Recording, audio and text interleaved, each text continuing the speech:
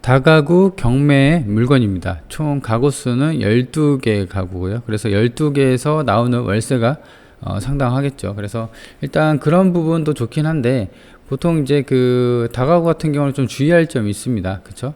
주의할 점이 몇 개가, 근데 뭐 그렇게 어려운 건 아니고, 그런 부분에 대해서 알고 짚고 넘어가면 향후 나중에 보통 이제 다가구 투자 경매 물건 할 때 좀 괜찮은 어떤 그 도움이 될 거예요. 그래서 일단 이제 해당 경매 물건부터 살펴보고요. 여기 이제 썸네일에 보시면 이쪽에 있는 게 성공시대라고 되어 있네요. 이게 이제 경매 물건입니다.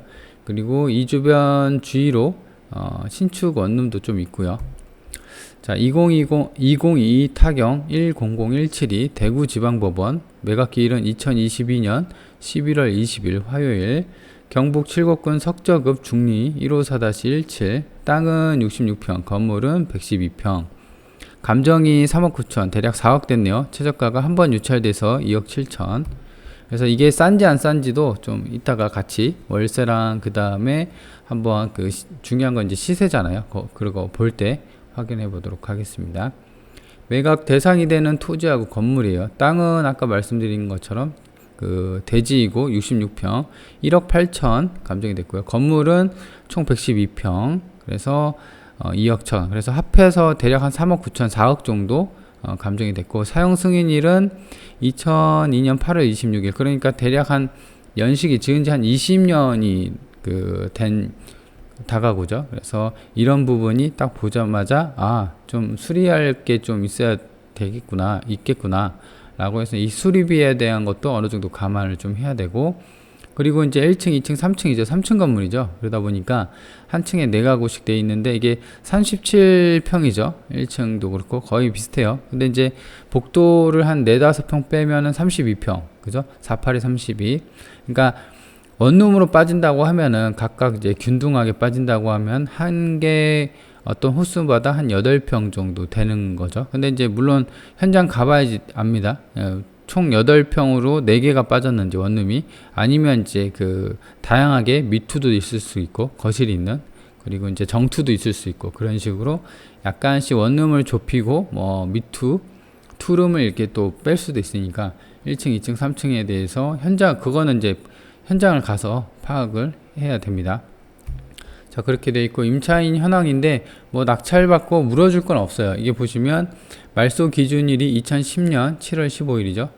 근데 이거보다 전부 다 후순이에요. 전입하고 확정도 그렇고, 그죠? 미상이고, 그리고 그래서 이제 일단은 낙찰받고 물어줄 게 없기 때문에 중요한 거는, 근데 월세가 좀 그 작게 잡혀 있죠. 100에 16, 100에 21만원 좀 작게 잡혀 있다 라고 보시면 될 것 같습니다. 건물 등기부 등본은 뭐 특이할 만한 건 없어요. 소유권이 2010년 7월 15일날 이전이 됐고, 매매로.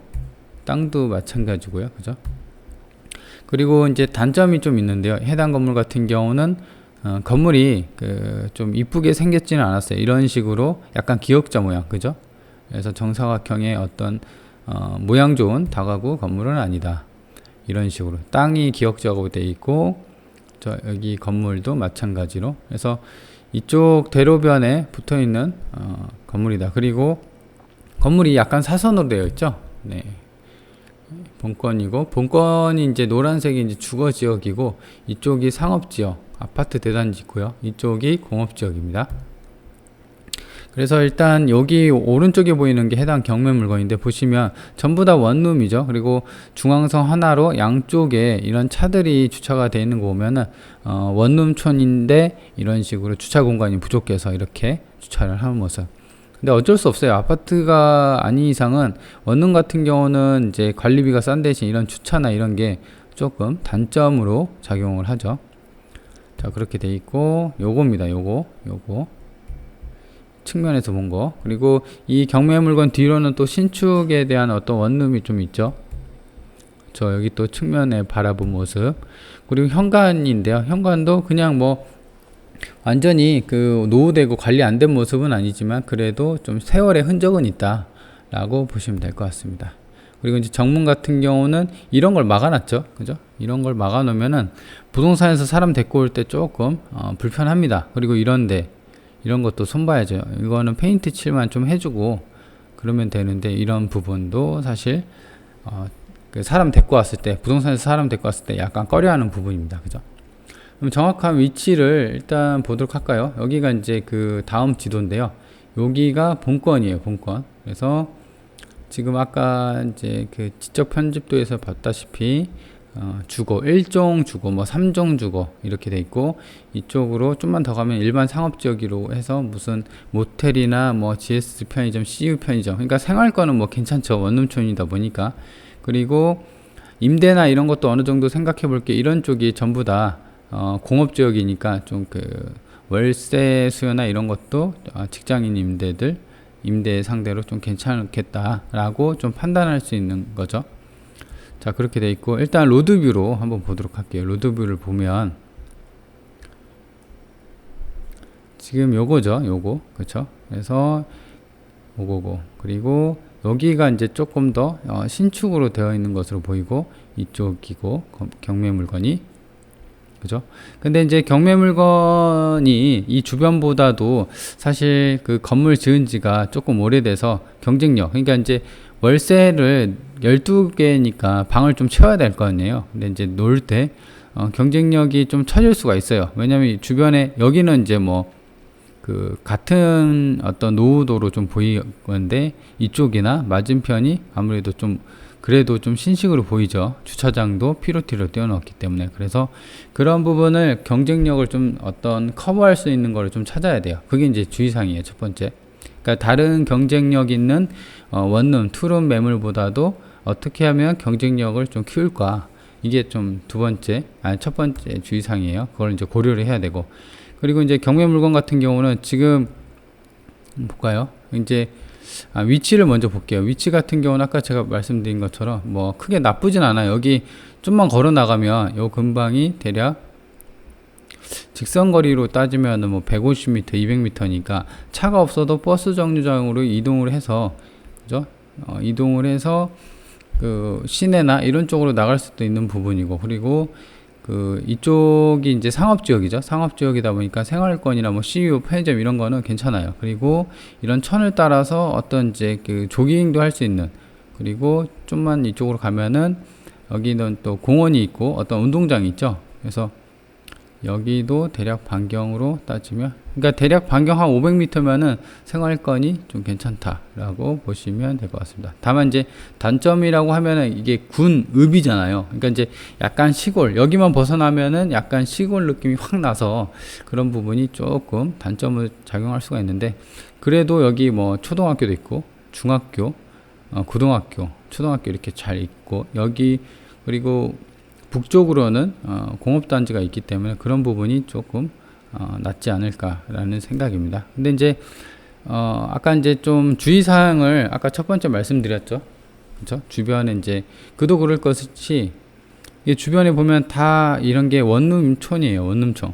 근데 이런 게 보면은 주변에, 그죠? 이게 경매 물건이 대략 이쪽, 그러니까 대략 한 요쪽에 있는 거예요. 지금 한빛 화이트빌 이쪽이죠. 한빛 화이트빌 대략 한 여기, 그죠? 여기니까 대략 한 여기쯤에 있겠네요. 그렇죠? 그러니까 요 근방에 원룸이 굉장히 많이 나와 있고, 좀 볼까요? 보시면 넓게 보면은 원룸이 좀 이렇게 많이 나와 있죠. 근데 이제 그런 거는 좀 감안을 할 수가 있어요. 이게 원룸이 이 정도 많은데 개수가 2개, 3개, 뭐 2개, 7개 이 정도 있잖아요. 그죠? 그래서 어떻게 보면은 많으면 많다고 할 수 있는데, 이 주변 자체가 원룸촌인 걸 감안한다고 하면 그래도 그렇게 많지는 않다. 하지만 추가 현장 조사는 봐야 된다. 왜냐면 여기 보시면 원룸으로 해서 이게 이제 낮은 가격, 그러니까 제일 싼 걸로 본 거거든요. 근데 이제 면적이 9평 정도 돼요, 전용이. 그죠? 이거는 이제 현장 가서 이것도 마찬가지로 한번 봐야 되겠지만, 아까 그 경매 물건 같은 경우는 이제 4로 나눴을 때 대략 원룸이 8평, 9평 정도 된다고 했잖아요. 근데 13만 원만 이래요. 그죠? 근데 이제 보면은 옵션을 어느 정도 갖춰졌는지를 한 사진을 보면 옵션도 그렇게 뭐 나쁘진 않고, 이 정도면 사실 뭐 괜찮죠. 근데 이런 TV 장 다이에다가 이렇게 해놓아버리면 여기에 대한 공간을 먹어가요. 그래서 원룸을 최대한 공간을 확보하려면은 이 TV 다이장보다는 그냥 벽걸이로 박아버리는 게 나아요. 그죠? 그러면은 오히려 이제 이 공간에 대해서 조금 더 활용할 수가 있으니까. TV도 뭐 얼마 안 해요. 냉장고도 있고 옵션도 달려 있네요.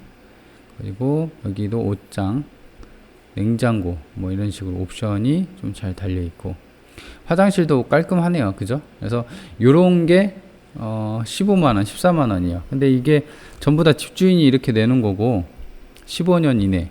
그러니까 비슷한 연식의 어떤 그게 15만원, 17만원 막 이래요. 그러니까 아무래도 이거보다도 경쟁력을 좀 갖추려면 어떤 거를 해야 되냐면, 주의사항 일단 말씀을 드려 볼게요. 일단 주의사항 같은 경우는 자, 썸네일로 좀 해서, 그러니까 이제 주변에 이 물건이, 이 경매 물건이 지금 같은 경우는 3억 9천이잖아요. 그죠? 3억 9천에 여기도 지금 이제 100에 20만원, 16만원 이렇게 돼 있잖아요. 그래서 지금 요거 정도가 어떻게 보면 이제 최저 수준일 수가 있어요. 13만원, 뭐 15만원짜리도 있고. 근데 최소가 13만원, 15만원부터 시작된다고 봐야 하겠네요. 그죠? 이것도 마찬가지로 20만원짜리도 있긴 한데 16만원. 그래서 일단 중요한 건 뭐냐면, 이렇게 경매, 어떤 다가구 경매 물건이 나왔을 때 주변에 원룸의 어떤 이제 개수가 이렇게 많아버리면 아무래도 내가 이제 낙찰받고, 여기는 지금, 공실이 입주된 게 이제 별게 없죠. 21년. 물론 이제 현장 가서 누가 사는지를 좀 봐야 되겠지만, 지금 신고된 건 2개밖에 없잖아요. 그래서 나머지 10개를 좀 채워야 되는데, 그러려면 여기 14만원, 15만원보다도 경쟁력이 좀 있어야 되겠죠. 그러려면 아까 제가 말씀드린 것처럼 공간을 좀 인테리어나 이런 거를 조금 잘 해놔야 돼요. 물론 이것도 잘 해놨는데 지금 보시면 세탁기 좀 오래돼 보이죠.